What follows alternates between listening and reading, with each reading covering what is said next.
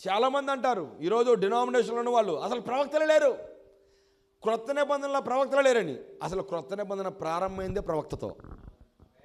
ఎవరో బాప్తిస్మిచ్చి యోహానుతో ప్రారంభమైంది. ఎందుకని యేసుక్రీస్తు రాకముందు ఎవరు రావాలి?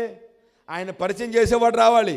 అందుకని క్రొత్త నిబంధన ప్రారంభమే బాప్తిస్మిచ్చి యోహాను ఒక ప్రవక్తతో, ఏలి ఆత్మతో నింపబడిన ప్రవక్తతో ప్రారంభమైంది. అందుకని అదే ఏలి ఆత్మ మరలా రెండవ రాకడ ముందు, ఆయన రాకడ ముందు మరొక ఏలియా రావాలి.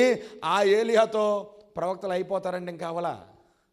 మనం వెళ్ళిపోయిన తర్వాత కూడా 1,84,000 మంది దగ్గరికి ఇద్దరు ప్రవక్తలు వెళ్ళాలి. మోషే, ఏలియా వెళ్ళాలి. ప్రవక్తలు లేరా క్రొత్త నిబంధనలో? అసలు సంఘం ఎలా కట్టబడిందో తెలుసా మీకు? ప్రవక్తల మీద కట్టబడింది. చదవండి ఒకసారి ఎఫెసీయులకు రాసిన పత్రిక, ఎఫెసీయులకు రాసిన పత్రిక 2వ అధ్యాయము 21వ వచనం, 20వ వచనం.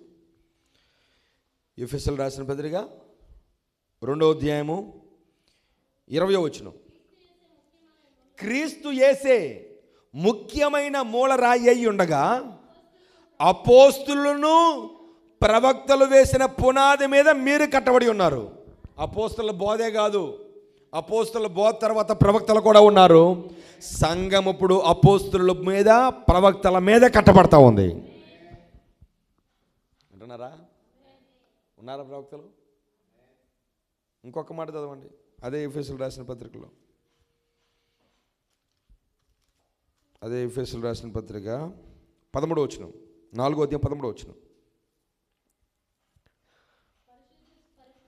పరిశుద్ధులు సంపూర్ణులగునట్లు క్రీస్తు శరీరము క్షేమాభివృద్ధి చెందుటకును పరిచర్య ధర్మము జరుగుటకును ఆయన కొందరిని అపోస్తులుగాను కొందరిని ప్రవక్తలుగాను, ఉన్నారా ప్రవక్తలు?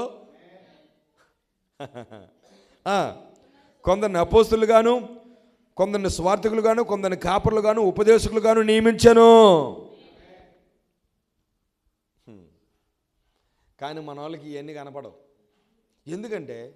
ఎందుకు ప్రవక్త నమ్మరంటే వాళ్ళు చెప్పేవన్నీ మళ్ళీ అబద్ధాలు అవుతాయిగా.